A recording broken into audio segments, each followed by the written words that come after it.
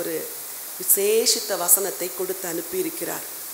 யாத்திராகமத்தின் புத்தகம் 34ஆம் அதிகாரம் 10வது வசனம். அதற்கு அவர், இதோ நான் ஒரு உடன்படிக்கை பண்ணுகிறேன். பூமி எங்கும் எந்த ஜாதிகளிடத்திலும் செய்யப்படாத அதிசயங்களை உன் ஜனங்கள் எல்லாருக்கும் முன்பாகவும் செய்வேன்.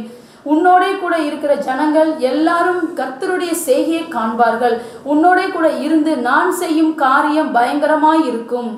இந்த வார்த்தை விசேஷமாக தேவன் மோசே என்ற ஒரு தலைவனுக்கு சொன்ன வார்த்தை. இந்த வசனத்தை எத்தனை முறை படித்தாலும் இதன் உள் அர்த்தத்தை என்னால் கிரகிக்க முடியாது. ஏனெனில் உன்னோடு கூட இருந்து நான் செய்யும் காரியம் பயங்கரமாக இருக்கும் என்றால் அது எவ்வளவு பயங்கரம் என்றால் கற்பனை பண்ணி பார்க்க முடியாது. பெரிய காரியம் என்றால் அது எவ்வளவு பெரிய காரியம் என்று நம்மளால் கிரகிக்க முடியாது. இவ்வளோ பெரிய காரியத்தை நான் உன்னோடு கூட இருந்து செய்வேன் என்று ஆண்டவர் மோசேக்கு சொன்னார். ஆண்டவர் தன்னுடைய ஜனங்களை எகிப்திலிருந்து அடிமைத்தன வாழ்விலிருந்து அழைத்து கொண்டு வந்தார். அவர்களை 40 ஆண்டுகள் வனாந்திரத்திலே நடத்தினார்.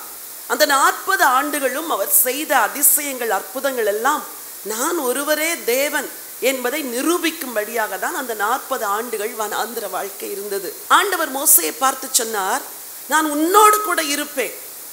அப்படி என்றால் என்ன அர்த்தம்? ஒரு மனுஷன் தன்னை தேவனுக்கு அர்ப்பணம் செய்யும் பொழுது அந்த ஒரு மனுஷனை கொண்டு ஆண்டவர் பெரிய காரியங்களை செய்வார். ஹல்லேலூயா. ஒருவேளை உங்கள் குடும்பங்களிலே நீங்கள் ஒருவர் தான் ஆண்டவருக்கு உங்களை அர்ப்பணித்த ஒரு நபராய் இருக்கலாம். ஏன் அர்ப்பணித்தோம், ஏன் ஆண்டவருக்காய் வந்தோம் என்று ஒரு நாள் நீங்கள் நினைக்கக்கூடாது. ஒரு நபரை கொண்டு உங்கள் முழு குடும்பத்திலும் தேவன் பெரிய காரியங்களை செய்ய சித்தமுடையவராய் இருக்கின்றார். அந்த ஒரு நபருடைய அர்ப்பணம், அந்த ஒரு நபருடைய தீர்மானம், அந்த ஒரு நபருடைய ஜெபம், அந்த ஒரு நபருடைய ஆண்டவர் மேல் இருக்கிற அன்பு தான் அந்த முழு குடும்பத்துக்கும் ஆசீர்வாதமாய் மாறுகின்றது. இங்கு ஒரு மோசேயை பார்த்து சொன்னார், நான் உன்னோடு கூட இருப்பேன். நான் உன்னோடு கூட இருந்து செய்யும் காரியம் பயங்கரமாயிருக்கும். ஹல்லேலூயா. இந்த வசனங்களை தியானிக்க தியானிக்க என் இருதயத்தில் ஒரு தேவ பயம் வந்தது. இவ்வளவு பெரிய ஒரு தேவன், இவ்வளவு மகத்துவமான தேவன், இவரை குறித்து இன்னும் நாம் அறிய வேண்டிய அளவிற்கு அறியவில்லையே என்று என் உள்ளத்திலேயே நான் என்னை தாழ்த்தினேன் தேவ சமூகத்திலே. இவ்வளோ பெரிய தேவனா, இவ்வளவு ஆச்சரியமாய் நடத்துகிறவரா, இவ்வளோ அதிசயங்களை செய்கிறவரா என்று. இன்றைக்கு விசேஷமாய் இஸ்ரவேலருடைய வாழ்க்கையிலே ஆண்டவர் செய்த 5 அதிசயங்களை குறித்து உங்களோடு கூட நான் பகிர்ந்து கொள்ள விரும்புகிறேன்.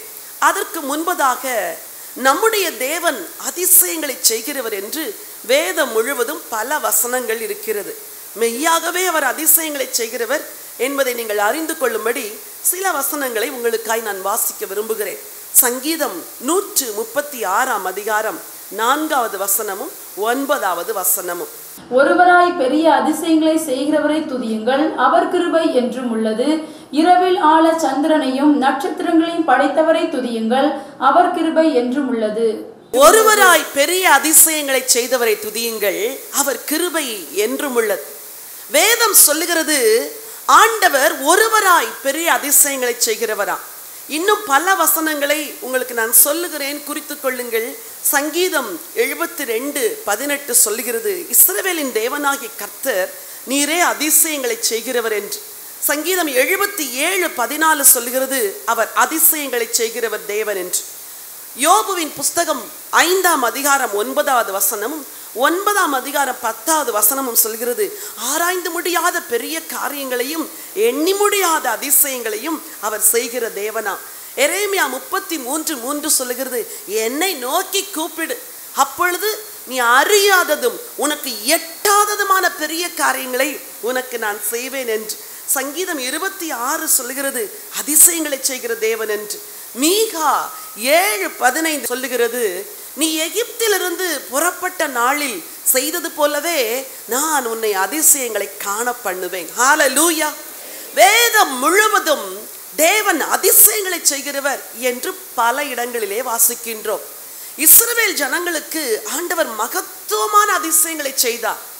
ஆகவே கானானை சென்று சேர்ந்த பின்பு அவர்கள் அந்த அதிசயங்களை எல்லாம் நினைக்க வேண்டும் என்று ஆண்டவர் மிகவும் வலியுறுத்தி சொன்னார். பஸ்காவை ஆசரிக்க சொன்னார். ஏன், எப்படி விடுதலை செய்தார் என்பதை நினைவு கூறும்படி. யோர்தானை கடந்து வரும் பொழுது அங்கிருக்கிற கற்களை எடுத்து வந்து பத்திரமாய் வைக்க சொன்னார். ஏன்? ஜனங்கள் அதை நினைவு கூறும்படி. ஆண்டவர் அற்புதமாய் போஷித்த மன்னாவை எடுத்து உடன்படிக்கை பெட்டியில் வைக்க சொன்னார். ஏன்? இஸ்ரவேல் ஜனங்கள் அதை நினைவு கூறும்படி.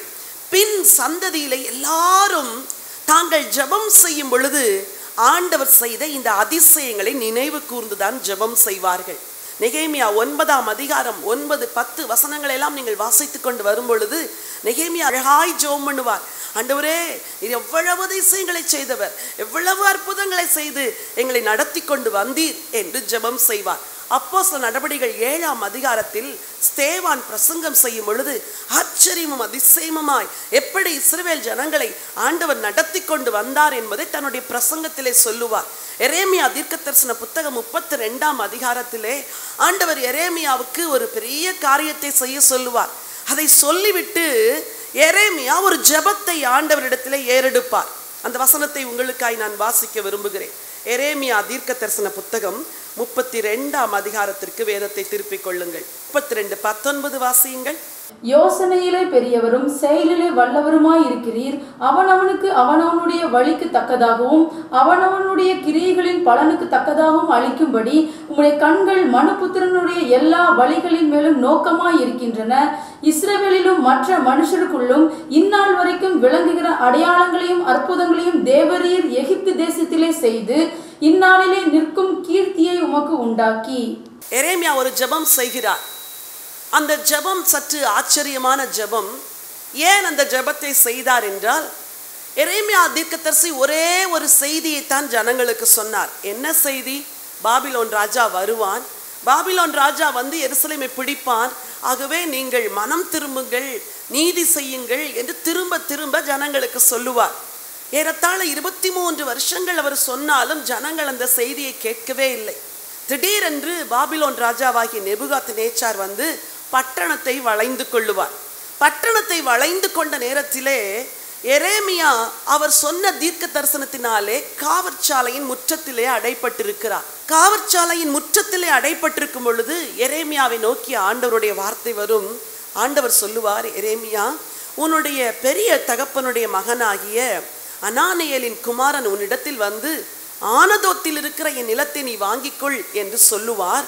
நீ அதை அவனிடத்தில் வாங்க வேண்டும் என்று. ஆனதோத் என்பது எரேமியாவுடைய சொந்த ஊர். சற்று சிந்தித்து பாருங்கள். நேபுகாத்நேச்சார் வந்து எருசலேமை வளைத்திருக்கிறார், எரேமியா காவலிலே அடைப்பட்டிருக்கிறார். இந்த சூழ்நிலையிலே இது ஒரு மிக கடினமான ஒரு சூழ்நிலைமை. இன்னும் சில நாட்களிலே பட்டணம் பிடிக்கப்பட போகிறது. ஏனெனில் எரேமியா தான் அதை சொன்னார். இப்படிப்பட்ட சிக்கலான சூழ்நிலையிலே ஆண்டவர் சொல்லுகிறார், ஒரு நிலத்தை நீ வாங்க வேண்டும் என்று. உண்மையாய் நான் சொல்லுகிறேன், நாம இருந்தால் என்ன சொல்லியிருப்போம்? ஆண்டவரே, நான் இத்தனை வருஷம் தீர்க்க தரிசனம் சொன்னேன், என்ன சொன்னேன்? பாபிலோன் ராஜா வருவான் வருவான். வரதுக்கு முன்னாடி சொல்லியிருந்தா கூட நான் வாங்கியிருப்பேன். இப்போ வந்து பட்டணத்தையே வளைச்சிருக்கிறான். நான் வந்து காவற்சாலை முற்றத்தில் சிறைப்படுத்தப்பட்டிருக்கிறேன். இப்போ போய் வாங்க சொல்றீங்களே, இது எப்படி என்று எரேமியா கேட்டிருப்பான், நாமும் கேட்டிருப்போம். எரேமியா கேட்கவில்லை, நம்மன்னா கேட்டிருப்போம். ஆனால் எரேமியா ஒன்றுமே சொல்லலை. அனானியேலின் குமாரன் ஆகிய பெரிய தகப்பனுடைய குமாரன் வந்து சொன்ன உடனே அது கர்த்தருடைய வார்த்தை என்று அறிந்து கொண்டு பத்திரத்துக்கு கையெழுத்து போட்டு லேண்டை ரெஜிஸ்டர் பண்ணுறார். கேள்வியே கேட்கல, கொஸ்டினே பண்ணல, அவிசுவாசமே படலை. அப்போ ஆண்டவர் சொல்றாரு, எரேமியா, இந்த சிறையிருப்பு வரும் நீ சொன்னல்ல, அதே போல சிறையிருப்பு வரப்போகுது. ஆனால் சிறையிருப்புக்கு 70 வருஷத்துக்கு பின்னாடி நான் சிறையிருப்பை திருப்புவேன். அப்படி 70 வருஷம் கழிச்சு நான் சிறையிருப்பை திருப்புறதுக்கு அடையாளமா நீ இப்போ லேண்டை வாங்கணும். நீ இப்போ லேண்டு வாங்குற மாதிரி என் ஜனங்கள் திரும்ப இந்த தேசத்துக்கு வந்து திரும்ப பத்திரத்தில் கையெழுத்து போடுவாங்க, முத்திரை வைப்பாங்க, லேண்டை சுதந்திரிப்பாங்க, என் ஜனத்துக்கு நன்மை செய்ய போகிறேன். இதெல்லாம் நடக்க போகிறதுக்கு முன்னாடி நீ ஒரு தீர்க்கதரிசி அல்லவா, உன் வாழ்க்கையில் அதை அடையாளமாக செய்கிறேன். பத்திரத்தெல்லாம் எடுத்து ஒரு பானைக்குள்ளே வச்சு பத்திரமா வை. 70 வருஷம் முடிவில் இதே தேசத்தில் நிலங்கள் கொள்ளப்படும் என்று ஒரு தீர்க்க தரிசனமாய் சொல்லி எரேமியா லேண்டை ரெஜிஸ்டர் பண்ணுவார். பண்ணியெல்லாம் முடிச்சுட்டு வந்து கேட்பாரு, ஆண்டவரே, சுத்திலும் பட்டணத்துல நெபுகாத் நேச்சார் வந்து முற்றுகை போட்டிருக்கிறான். பட்டணமே பிடிக்கப்பட போகுது. இந்த சூழ்நிலையில போய் என்னை எப்படி செய்ய சொன்னீங்களே ஏன்பா அப்படின்னு கேட்கும்போது தான் ஆண்டவர் சொல்லுவார், நான் மாம்சமான யாவருக்கும் தேவனாகிய கர்த்தர், என்னாலே செய்யக்கூடாத அதிசயமான காரியம் ஒன்று உண்டோ என்று கேட்பார். அதைத்தான் இந்த 32வது அதிகாரம் விளக்கி சொல்லுகிறது. What is a miracle? அதிசயம்னா என்ன? சூழ்நிலைமைகள் எல்லாம் சாதாரணமா இருக்கும்போது நடக்கிறதுக்கு பேரு அதிசயம் கிடையாது. சூழ்நிலைமைகள் எல்லாம் எதிராக இருக்கும் பொழுது நடக்கவே நடக்காதுன்னு நம்ம நினைக்கிற நேரத்துல நடக்குது பாருங்க, அதுக்கு பேர் தான் அதிசயம். ஹல்லேலூயா. உங்கள் கண்கள் அதிசயங்களை காணும். ஆண்டவர் சொல்லி அனுப்பினார். எகிப்து தேசத்திலிருந்து புறப்பட்ட போது என் ஜனங்களுக்கு என்ன அதிசயத்தை செஞ்சேனோ அதே அதிசயத்தை என்னை விசுவாசிக்கிற என் ஜனங்களுக்கு நான் செய்வேன் என்று சொன்னார். நிச்சயமாய் ஆண்டவர் உங்களுக்கு அதிசயத்தை செய்வார். உங்கள் கண்கள் அதிசயங்களை காணும். ஹல்லேலூயா. எகிப்திலிருந்து வரும் பொழுது தேவன் செய்த 5 அதிசயங்கள் பரவலாக எல்லாருக்கும் இது தெரியும். ஆனால் இன்றைக்கு இதை தியானிக்கிறதுனாலே கர்த்தர் நமக்கு எப்படி அதிசயம் செய்வார் என்றுதான் இன்றைக்கு நாம் தியானிக்க போகிறோம். வாசியுங்கள், ஆதியாகமத்தின் புத்தகம் 15ஆம் அதிகாரம் 13, 14 வசனங்களை வாசியுங்கள்.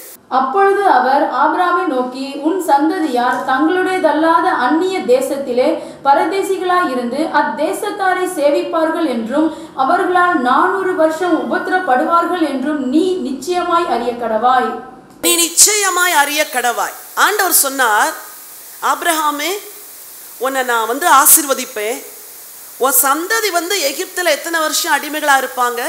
400 வருஷம் அடிமைகளா இருப்பாங்க.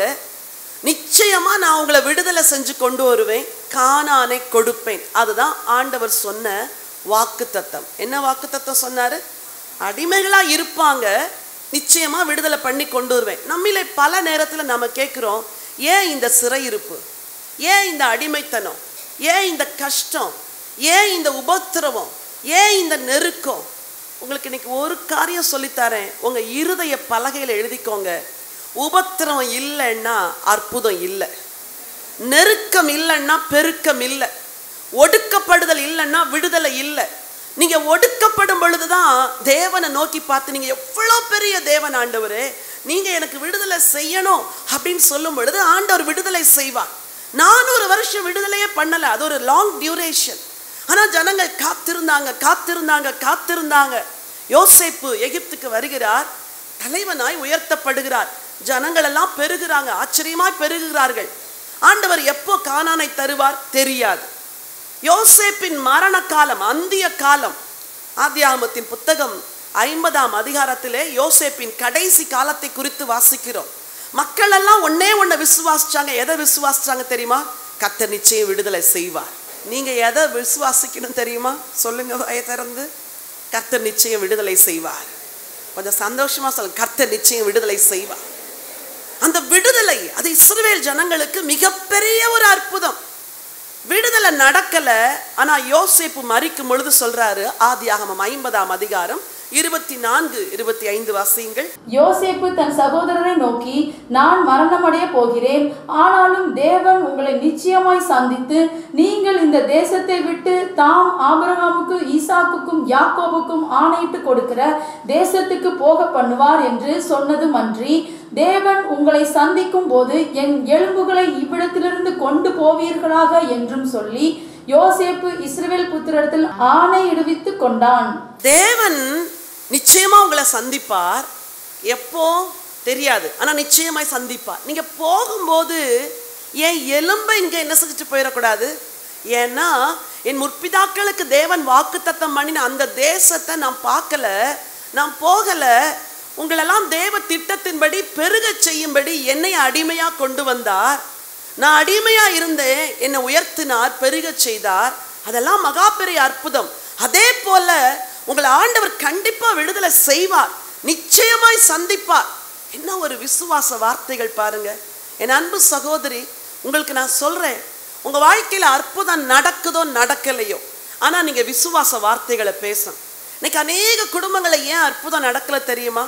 அவிசுவாச வார்த்தைகளை பேசி பேசி பேசி பேசி இஸ்ரவேல் ஜனங்கள் சொன்னாங்க, ஆகாரமும் தண்ணி இல்லாதப்போ நாங்கள் இந்த வனாந்தரத்திலே சாகும்படிக்கா எங்களை எகிப்திலிருந்து அழைத்து கொண்டு வந்தீர். நாங்கள் ஒன்று இந்த வனாந்தரத்தில் செத்தால் நலமாயிருக்கும், இல்லை என்றால் நாங்கள் எகிப்திலேயாவது செத்திருந்தால் நலமாயிருக்கும் அப்படின்னு சொன்னாங்க. ஆண்டவர்கிட்ட போய் மோசே முறையிடுவார். ஆண்டவரே, இந்த ஜனங்கள் இப்படி சொல்றாங்க. ஆண்டவர் சொல்வாரு, இந்த முரட்டாட்டம் உள்ள ஜனங்களை நான் என்ன செய்வேன்? இவங்க வார்த்தையின்படியே இவர்கள் சவங்கள் வனாந்தரத்தில் விழும் அப்படின்னா. அந்த வசனத்தை வாசிக்கும் போது எனக்கு ரொம்ப பயமா இருந்துச்சு. இஸ்ரவேலர்கள் சொன்னாங்க, வனாந்தரத்தில் செத்தா நலமா இருக்கணும். எதுக்கு? முறுமுறுப்பு, காரியம் நடக்கல. ஆண்டவர் சொன்னாரு, அவங்க சொன்ன வார்த்தையின்படியே அவங்க சவங்கள் வனாந்தரத்தில் விழும் என்றார். ஐயோ, இந்த வார்த்தை எனக்குள் பயத்தை உண்டாக்குச்சு. ஒரு நாள் அவிசுவாசத்தை பேசாதீங்க, கர்த்தர் செய்வார், நிச்சயம் செய்வார். என்னோடு கூட இருந்து பயங்கரமான காரியங்களை செய்வார், மகத்துவமான காரியங்களை செய்வார். நடக்கும்பா, நடக்கும், நீங்க நிச்சயம் செய்வீங்க. இப்படித்தான் பேசணும். யோசேப்பு பேசினார். ஒரு நாள் வந்தது, ஆண்டவர் அந்த ஜனங்களை விடுதலை செய்து கொண்டு வந்தார். எகிப்தின் தேவர்களை நியாயத்தீர்ப்பு செய்யும்படி வாதை அனுப்பினார். அப்போ எல்லாமே ஆச்சரியமா இருந்துச்சு. 1-2 மிராக்கிள்ஸ் தான் மந்திரவாதிகள் செஞ்சாங்க. ஆண்டவருடைய miracles super natural miracles, surpassing miracles. அது கம்பேர் பண்ண முடியாத அற்புதம். கொஞ்சம்தான் மந்திரவாதிகள் செய்ய முடிஞ்சது. அதுக்கு பிறகு அவங்களால செய்ய முடியல. தேவன் தான் தேவன்கிறத நிரூபிக்கிறதுக்கு எல்லா வாதைகளை அனுப்பினார். வாதைகள் வர வர பார்வோனுடைய இருதயம் இழகவே இல்லை. கடினமாச்சு, கடினமாச்சு, கடினமாச்சு. கர்த்தருக்கு யாரை எங்க தொடணும்னு தெரியும். கடைசியா பார்த்தாரு, இவ்வளோ செஞ்சு கூட நீ என்ன செஞ்சுட்ட? கடினமாயிட்ட. உன் வீட்டிலேயே, உன் அரண்மனையில, உன் தேசத்துல எல்லா தலைச்சன் பிள்ளைகளை சங்கரிக்கிறேன். கர்த்தர் செஞ்சார் பாருங்க. ராத்திரியோட ராத்திரியா தயவு செய்து நீங்க கிளம்பி போங்க, உங்களுக்கு என்ன வேணும்? வெள்ளி வேணுமா, பொண்ணு வேணுமா, எல்லாவற்றையும் கொடுக்கிறோம் என்று எகிப்தியர் அவர்களை அனுப்பிவிட்டார்களாம். எகிப்திலிருந்து விடுதலை. ஹல்லேலூயா! அது ஒரு மகா பெரிய ஒரு விடுதலை. வேதம் சொல்லுது, ஆண்டவர் ஆச்சரியமாய் நடத்தி கொண்டு வந்தாராம். நான் ஏற்கனவே உங்களுக்கு சொன்னது போல யாத்திராகமம் 8ஆம் அதிகாரம் 22-23 வசனங்களிலே என் ஜனங்களுக்கும் எகிப்தியருக்கும் வித்தியாசம் உண்டாக பண்ணுவேன் அப்படின்னார். 8:22 வாசிங்க.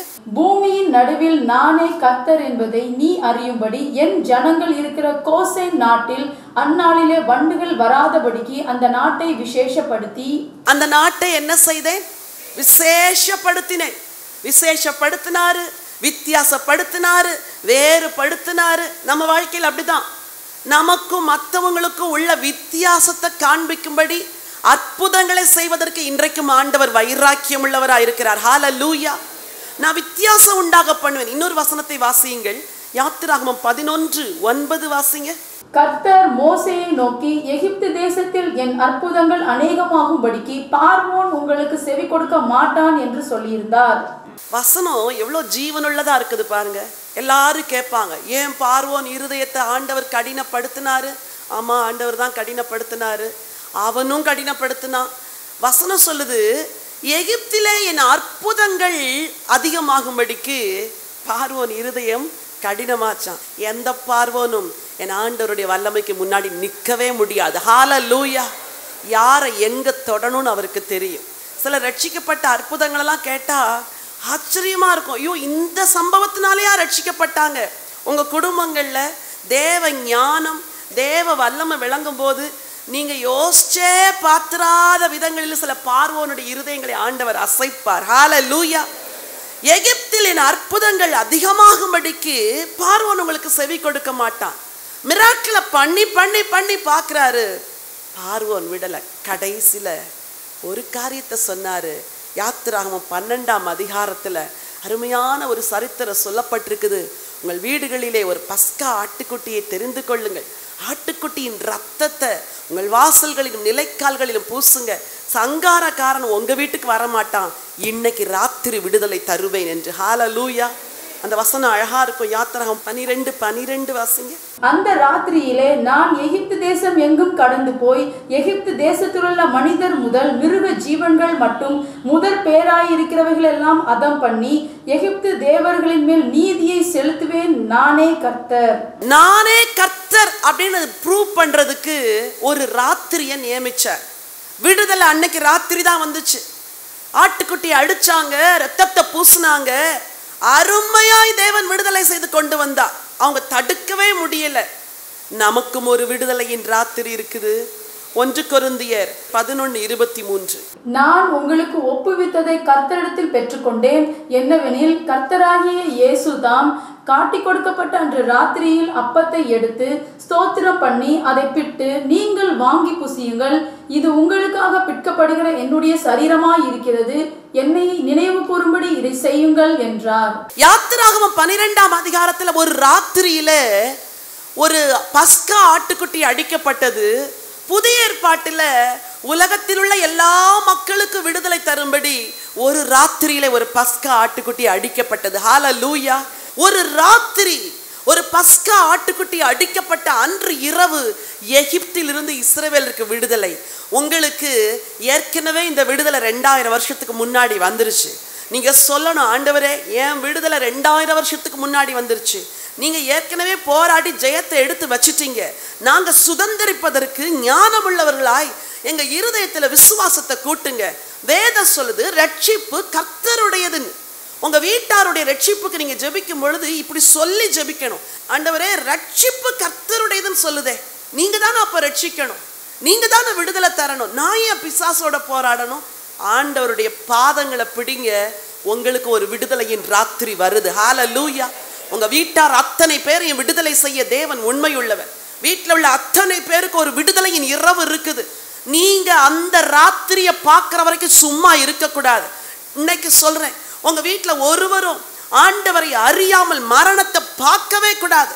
ஒரு விடுதலையின் ராத்திரி, எகிப்திலிருந்து விடுவிக்கிற ஒரு அற்புதம். அழகாய் வேத வசனம் சொல்லுது. யாத்திராகமம் 12ஆம் அதிகாரம் 31ஆம் வசனம் வாசிங்க. ராத்திரியிலே அவன் மோசேயும் ஆரோனையும் அழைப்பித்து, நீங்களும் இஸ்ரவேல் புத்திரரும் எழுந்து என் ஜனங்களை விட்டு புறப்பட்டு போய் நீங்கள் சொன்னபடியே கர்த்தருக்கு ஆராதனை செய்யுங்கள். அந்த ராத்திரி இஸ்ரவேலர் படுக்கும்போது எவ்வளோ நம்பிக்கை இல்லாம படுத்தாங்க. நீங்க எத்தனை இரவுகள் நம்பிக்கை இல்லாம படுத்தீங்க? உங்களுக்கு ஒரு ராத்திரி வருது, நம்பிக்கையின் ராத்திரி. உங்களுக்கு தெரியாத ஒரு ராத்திரியில உங்களுக்கு ஒரு அழைப்பு வரும். தெரியாத ராத்திரியில உங்க ஹஸ்பண்ட் உங்களை தட்டி எழுப்பி, அம்மா நான் ஆண்டவருக்கு என் இருதயத்தை கொடுக்க போறேன்னு சொல்ற ஒரு ராத்திரியை தேவன் வச்சிருக்கிறார். உங்க பிள்ளைங்க உங்களை பார்த்து, அம்மா நான் இயேசுக்கு என் வாழ்க்கையை கொடுக்க போறேன் அப்படின்னு சொல்ற ஒரு ராத்திரி இருக்குது. ஹல்லேலூயா. Just believe. அந்த ராத்திரியிலே அப்பத்தை எடுத்து பிட்டு, இது உங்களுக்காக சிந்தப்படுகிற என்னுடைய உடன்படிக்கையின் ரத்தமா இருக்குதுன்னு சொன்னாரே, 2000 வருஷத்துக்கு முன்னாடி சிந்தப்பட்டு விட்டதே. இன்றைக்கு நீங்க கிளைம் பண்ணி அதை பெற்றுக்கொள்ளலாம். யாத்திராகமம் 12:51 வாசியுங்கள். அன்றை தினமே கர்த்தர் இஸ்ரவேல் புத்திரரை அணி அணியாய் எகிப்து தேசத்திலிருந்து புறப்பட பண்ணினார். இஸ்ரவேலர் எல்லாம் அணி அணியாய் புறப்பட்டார்கள்னு. உங்க லைஃப்ல God எல்லாத்துக்கும் ஒரு டைம் வச்சிருக்கிறார். நீங்க நினைக்கல, ஏன் இந்த வருஷம் ரட்சிக்கல, வருஷம் முடிய போகுதப்பா, இந்த வருஷம் ஆரம்பத்திலே ஜெபம் பண்ணனே, ஏன் செய்யல? There is a time for everything. அது ஆண்டவருடைய நேரம். சவுல் சீறி பாய்ந்து அப்படின்னு வேதம் சொல்லுது. ஸ்தேவானுடைய ரத்தம் சிந்துற வரைக்கும் விட்டாரு, பார்த்துக்கிட்டே இருப்பா அப்படின்னாரு. ஸ்தேவானுடைய ரத்தம் சிந்தப்படுது. கல்லறி உண்டு ஸ்தேவான் மரிக்கிறத பவுல் பார்த்துட்டு இருக்கிறார். வஸ்திரங்களை காக்கிற ஒரு மனுஷனா. ஜஸ்ட் இமேஜின், எவ்வளோ பெண்கள் அழுதுருப்பாங்க, ஆண்டவரே இந்த ஒரு பாவியை ரட்சிக்க மாட்டீரா, ஆண்டவரே கட்டளைகளை வாங்கி கொண்டு பட்டணமாய் போய் கிறிஸ்தவர்களை கொலை செய்கிறானே, சந்திக்க மாட்டீரா, ரட்சிக்க மாட்டீரா, அழுது புலம்பி இருப்பார்கள். ஒரு நாளை ஆண்டவர் வச்சிருந்தார். ஹல்லேலூயா. உங்க வாழ்க்கையில சிலருடைய ரட்சிப்புக்கு ஒரு நாளை ஃபிக்ஸ் பண்ணியிருக்கிறார். கவலைப்படாதீங்க. அது வரைக்கும் உங்க ஜெபத்தை நிறுத்தாதீங்க, அது வரைக்கும் உபவாசத்தை நிறுத்தாதீங்க, அது வரைக்கும் கண்ணீரின் ஜெபத்தை நிறுத்தாதீங்க. அந்த நாள் வரும் பொழுது குதிரையில ஏறி போய்கிட்ட ஆளா இருந்தாலும் சடுதியான ஒளியில கீழே தள்ளுவாரு. ஹல்லேலூயா.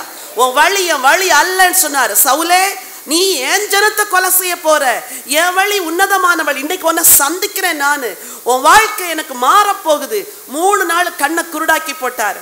அதன் பிறகு கண்ணை திறந்தாரு. வாழ்க்கை மாறுச்சு, உலகமே மாறுச்சு. ஹல்லேலூயா.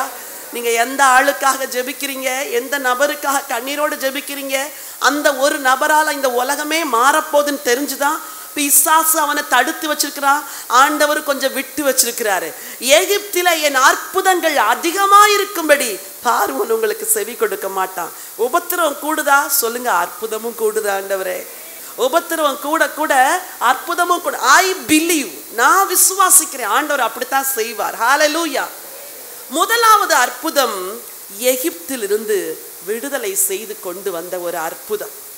அது பஸ்கா ஆட்டுக்குட்டியின் ரத்தத்தினால கிடைச்ச ஒரு பாக்கியம். நீங்க இனிமே ஜெபம் பண்ணும்போது இயேசுவோட ரத்தத்தை ரொம்ப உரிமை பாராட்டி ஜெபம் பண்ணுங்க. ஆண்டவரே, இந்த காரியங்களுக்கெல்லாம் விடுதலை வர உங்க ரத்தத்தை உரிமை பாராட்டுறேன், உங்க ரத்தத்தை உரிமை பாராட்டுறேன். There is power in the blood of Jesus. Hallelujah. இரண்டாவது அற்புதம் வாசிக்கலாம். யாத்திராகமத்தின் புத்தகம் 14ஆம் அதிகாரம் 13 ஒரு சம்பவம் சொல்லப்பட்டிருக்கிறது. அப்பொழுது மோசே ஜனங்களை நோக்கி, பயப்படாதிருங்கள், நீங்கள் நின்று கொண்டு இன்றைக்கு கர்த்தர் உங்களுக்கு செய்யும் ரட்சிப்பை பாருங்கள். இன்றைக்கு நீங்கள் காண்கிற எகிப்தியரை இனி என்றைக்கும் காண மாட்டீர்கள். இரண்டாவது அற்புதம் என்ன தெரியுமா? இஸ்ரவேலர்கள் வழிவழியாய் பேசி வந்த அற்புதம். சங்கீதங்களின் பல புத்தகங்களிலே இந்த அற்புதம் சொல்லப்பட்டிருக்கு. ஒரு வசனத்தை வாசிக்க விரும்புகிறேன். சங்கீதம் 105 எடுத்துக்கொள்ளுங்க. 27 வாசிங்க. இவர்கள் அவர்களுக்குள் அவர்களுடைய அடையாளங்களையும் காமின் தேசத்திலே அற்புதங்களையும் செய்தார்கள். அவர் இருளை அனுப்பி அந்தகாரத்தை உண்டாக்கினார். அவருடைய வார்த்தைகளை எதிர்ப்பார் இல்லை. அவர் மேகத்தை மறைவுக்காக விரித்து இரவை வெளிச்சமாக்குகிறதற்காக அக்கினியை தந்தார். கேட்டார்கள். அவர் காடைகளை வரப்பண்ணினார். வான அப்பத்தினாலும் அவர்களை திருப்தியாக்கினார். இன்னும் இந்த அதிகாரம் ஃபுல்லா 105, 106 எல்லாம் வாசிக்கும் பொழுது எப்படியெல்லாம் ஆண்டவர் செங்கடலை பிளந்து வந்தார் என்று சங்கீதக்காரர்கள் எழுதி வைத்திருப்பார்கள். ஒருவேளை அன்னைக்கு அப்படி ஒரு அற்புதம் நடக்கலைன்னா இன்னைக்கு நம்மெல்லாம் செங்கடலை பிளந்தார்னு பாடியிருப்போமா? நமக்கு சொல்றதுக்கு ஒரு அற்புதமே இல்லை. இன்னைக்கு அநேகருடைய வாழ்க்கையில செங்கடல். வசனம் சொல்லுது, நாங்க எப்படி போவோம்? முன்னாடி செங்கடல், பின்னாடி பார்வோனின் சேனை, வலதுபுறம் காடு, இடதுபுறம் காடு. இன்னைக்கு உங்க நிறைய பேருடைய வாழ்க்கையில் அப்படித்தான். முன்னாடியும் போக முடியல, பின்னாடியும் வர முடியல, வலது பக்கமும் சகாயம் இல்லை, இடது பக்கமும் உதவி இல்லை. ஐயோ தேவனே, நாங்கள் என்ன செய்வோம் அப்படின்னு திகைச்சு நிக்கிறோம் பாருங்க. அங்கதான் ஒரு அற்புதம் நடக்கும். ஹல்லேலூயா. மோசே ஆண்டவரை பார்த்து ஜெபம் பண்றாரு. ஐயோ ஆண்டவரே, இவ்வளோ பெரிய சமுத்திரம் இருக்குது, பின்னாடி பார்வோனின் சேனை தொடர்ந்து வருது. எத்தனை பார்வோன்கள் உங்களை தொடர்ந்தாங்க. கடந்த நாட்களில் எத்தனை பிரச்சனை விட்டுருன்னு நம்ம நினைப்போம். இப்பதான் நம்மள போன்னு சொன்னா அதுக்குள்ள தொடர்ந்து வரானே அப்படின்னு. ஆண்டவர் என்ன நினைச்சார் தெரியுமா? வரட்டும், அவனை சமுத்திரத்துக்குள்ள தள்ளி இருக்கிற இடமே தெரியாம அழிக்க போறேன். ஹல்லேலூயா. ஆண்டவரை சமுத்திரத்துக்குள்ள தள்ளி உள்ள அழிக்கிறதுக்கு தான் ஆண்டவரை நீங்க கொண்டு வந்தீங்க. மோசே ஜெபிக்கிறார் ஆண்டவற்ற. ஆண்டவர் சொல்றார், நீயே ஏன்ட்ட முறையிடுற, நீ உன் கையில இருக்கிற கோலை நீட்டு அப்படிங்கிறார். கோலை நீட்டும் பொழுது சமுத்திரம் 2ஆ பிளக்குது. ஐயோ, அந்த அற்புதங்களை வாசிட்டு இன்னைக்கு காலையில் எனக்கு அப்படியே ஃபெய்த்தே கூடிருச்சு. இது என்ன ஆண்டவரே? இங்கே திரும்பி பார்த்தா பெரிய ஒரு திமிங்கலம் போகுது, இங்கே திரும்பி பார்த்தா ஒரு பெரிய ஆமை போகுது, பெரிய பெரிய மீன்கள்லாம் போகுது. குட்டி பிள்ளைங்களாம், டேடி அங்கே பாருங்க, டேடி இங்கே பாருங்க, ஐயோ இவ்வளோ பெரிய ஃபிஷ், ஜஸ்ட் இமேஜின். அப்பா ஏய் வேகமாக ஓடி வாடா, சமுத்திரம் திரும்ப வந்துட போகுது, வேகமா ஓடிவா அப்படின்னு பதறி துடிச்சு சந்தோஷத்துலையும் ஆனந்தத்திலையும் ஓடிக்கிட்டே இருக்கும்போது திரும்பி பார்த்தா யாரு வாரா? பார்வோனுடைய சேனை. ஆண்டவர் ஞானம் உள்ளவர், அவர் அங்கே நிறுத்தல. வரட்டும், எல்லாம் உள்ள வரட்டும் அப்படின்னார். வேத வசனம் சொல்லுது, இஸ்ரவேல் ஜனங்களை நடத்தின மேக ஸ்தம்பம் முன்னாடி இருந்து விலகி பின்னாடி வந்துருச்சான். See, he is an on time God. நான் எப்பவுமே அப்படி சொல்வேன், he is an on time God. டைமுக்கு கிரியை செய்வார். அது வரைக்கும் முன்னாடி போன மேகம் திடீர்னு பின்னாடி வந்துருச்சு. இஸ்ரவேல் நினைச்சுப்பாங்க, ஐயோ தேவன் நம்மோட கூட இல்லையா அப்படின்னு நினைக்கக்கூடிய அளவுக்கு. பின்னாடி பார்வோனின் சேனைக்கு இருள், தேவனுடைய சேனைக்கு வெளிச்சம். ஹல்லேலூயா. என்ன ஒரு அற்புதம் தேவன். கொஞ்ச நேரத்துல உருளைகள் கழல ஆரம்பித்தது. அந்த வார்த்தையை வாசிக்கும்போது எனக்கு ரொம்ப உற்சாகமா ஆயிடுச்சு. அப்படித்தான் ஆண்டவரே செய்யணும் எங்க வாழ்க்கையில. எதிர் வல்லமைகளின் பலன் அந்த அச்சாணியில தான் பலன். அப்படிதானே? ஒரு உருளை எதுல மாட்டிருக்கும்? ரதத்துல அச்சாணி. அந்த அச்சாணியை உருவிட்டார் ஆண்டவர். உருளை கழலுது. யார் யார் மனுஷ வல்லமையில உங்களோடு போராடினாங்களோ அச்சாணியை கலட்டுவார் ஆண்டவர். ஹல்லேலூயா. உருளைகள் கழன்று விழும்படி, எல்லா சமுத்திரத்துக்குள்ள மடிந்து போகும்படி தேவன் அற்புதம் செய்தார். ஒருவேளை ஈஜிப்ட்ல இருந்திருந்தா திரும்ப படையெடுத்து வந்திருப்பாங்க. ஆண்டவர் திரும்ப கூட படையெடுத்து வர முடியாதபடிக்கு ஞானமுள்ள தேவன் செங்கடலின் நடுவே வழியை திறந்தது மட்டுமல்ல, எதிரியை அழித்து போட்டார். ஹல்லேலூயா. இன்னைக்கு பதில் தரலையே, பிரச்சனை தொடர்ந்து வருதே, சூழ்நிலை மாறலையேன்னு பயப்படாதீங்க. ஒரு அற்புதம் நடக்க போகுது.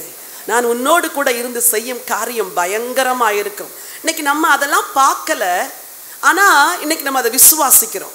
இன்னைக்கு நம்ம சொல்றோம், செங்கடல்ல வழி திறந்தீங்கல்ல, எனக்கும் திறங்கப்பா. என்ன செங்கடல் உங்களுக்கு முன்னாடி, என்ன பெரிய சமுத்திரம், ஒரு பெரிய தேவன் கூட இருக்கிறார்.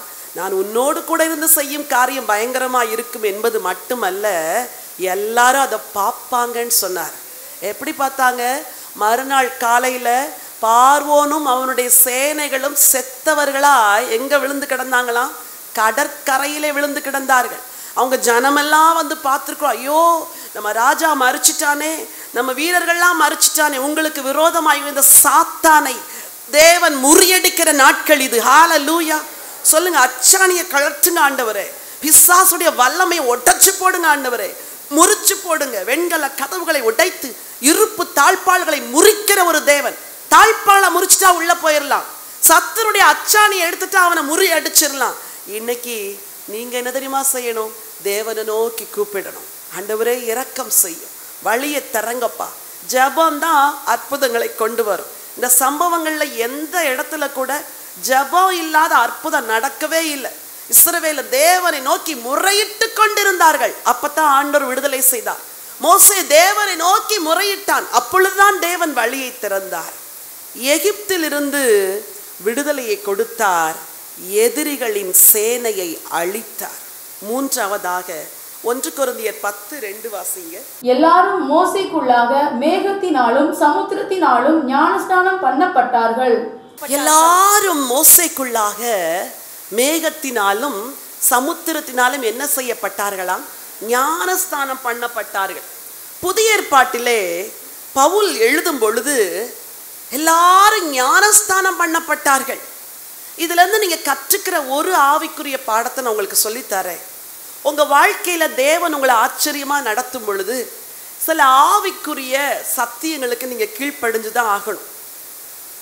ஸ்பெஷலா நீங்க ரட்சிக்கப்பட்டு ரொம்ப நாள் கர்த்தருக்கு ஒப்பு கொடுத்து மூழ்கி ஞானஸ்தானம் எடுக்காம இருந்தீங்கன்னா, இதை சொல்லும்படி தேவன் எனக்கு சொன்னார். தயவு செய்து மூழ்கி ஞானஸ்தானம் பெற்றுக்கொள்ளுங்கள். வேதம் சொல்லுது, இஸ்ரவேலருக்கு நடந்த எல்லாமே நமக்கு அடையாளமா நடந்தது, முன்னடையாளமா நடந்தது. பஸ்கா ஆட்டுக்குட்டியின் ரத்தம் பூசி விடுதலை செஞ்சு வந்தது ரட்சிப்புக்கு அடையாளம். சமுத்திரத்தின் வழியாய் வந்தது ஞானஸ்தானத்துக்கு அடையாளம். ரட்சிக்கப்பட்ட பிறகு நீங்க எடுக்கிற ஞானஸ்தானம் தான் உண்மையான ஞானஸ்தானம். அதை நீங்கள் ஏற்றுக்கொள்வீர்களோ இல்லையோ, என் தேவனுடைய வேதம் அதைத்தான் சொல்லுது. சரி, அவர்கள் எல்லாரும் மோசேக்குள்ளாக ஞானஸ்தானம் பெற்றார்களாம். ஞானஸ்தானம் பெற்று வெளியே வந்த பிறகுதான் சமுத்திரம் திரும்பிட்டு அப்படின்னு வேதம் சொல்லுது. சில பிளஸ்ஸிங்ஸ்லாம் நீங்க சில சத்தியத்துக்கு கீழ்ப்படியாத வரை பெற்றுக்கொள்ளவே முடியாது. கர்த்தருடைய வார்த்தைக்கு கீழ்ப்படிங்க, உங்க எதிரிகளை தேவன் அழிப்பார். ஹல்லேலூயா. மூன்றாவதாக இஸ்ரவேலருக்கு தேவன் செய்த ஒரு அற்புதம், நான் சொன்னேன் எகிப்திலிருந்து விடுதலை செய்தார்னு சொன்னேன், எதிரிகளின் சேனையை அழிச்சார்னு சொன்னேன். இப்போ வனாந்திரத்துல பயணம் செய்யறாங்க. எத்தனை வருஷம்? 40 வருஷம் வனாந்திர பாதை. சில வேளைகளிலே ஆண்டவர் நமக்கு வனாந்திர பாதையத்தான் அனுமதிக்கிறார். வறட்சி மாறவே மாட்டேங்குது, ஆனா அங்கதான் கடவுள் அற்புதமாய் எல்லா தேவைகளையும் சந்திக்கிறார். ஹல்லேலூயா. வனாந்திரத்துல என்னெல்லாம் இருக்கும் கொஞ்சம் சொல்லுங்க பார்க்கலாம். உஷ்ணமா இருக்கும், நம்பர் 1. அதுக்கு தான் மேகஸ்தம்பத்தை கொடுத்தார். சரி, வனாந்திரத்துல ராத்திரியில் என்ன இருக்கும்? அங்கே இங்கேயும் சிங்கம் புலி எல்லாம் என்ன செஞ்சுட்டு இருக்கோம்? உருமிக்கிட்டு இருந்திருக்கும். பயப்படவே கூடாதுன்ட்டு எதை கொடுத்தாரு ராத்திரி?